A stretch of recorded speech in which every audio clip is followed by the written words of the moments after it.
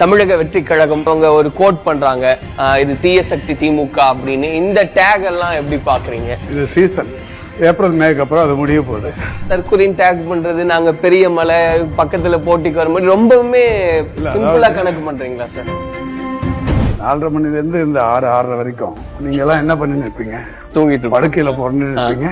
நான் அந்த நேரத்துல 4:30க்கெல்லாம் நடக்கிறது ஓடுறத ஆரம்பிச்சிருவேன். மினிமம் ஒரு 10லேருந்து 15 தினந்தோறும் ஒரு 3/4 மணி நேரம் இந்த ஜிம்முல ஒரு விழிப்புணர்வாகவும் ஏற்படுத்திருக்கு.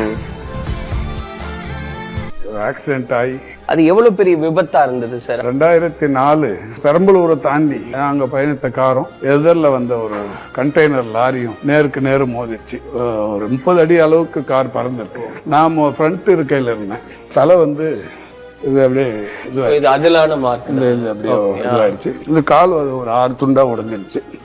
நீங்க இனிமே லைஃப் லாங் வேகமா நடக்க முடியாது, தரையில சம்மணம் போட்டு உட்கார முடியாது. நாங்க சரியா 1.5-2 வருஷத்துக்குள்ளவே வேகமா நடக்க ஆரம்பிச்சது மட்டும் இல்ல, தரையில சமணமும் போட்டு உட்கார ஆரம்பிச்சது மட்டும் இல்ல, பத்மாசனமும் போட ஆரம்பிச்சது.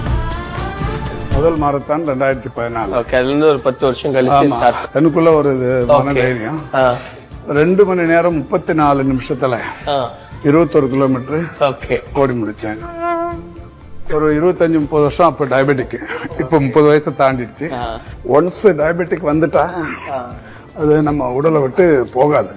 அதுக்கு மாத்திரையும் உடற்பயிற்சியும் உணவு பழக்க வழக்கங்கள் 3மே அவசியம். பிடிச்ச உணவு, இப்போ நான் காலையில் சின்ன வயசுல இருந்து பழையது நிறைய சாப்பிடுவேன். உண்மையிலேயே நல்ல ஹெல்த் அது.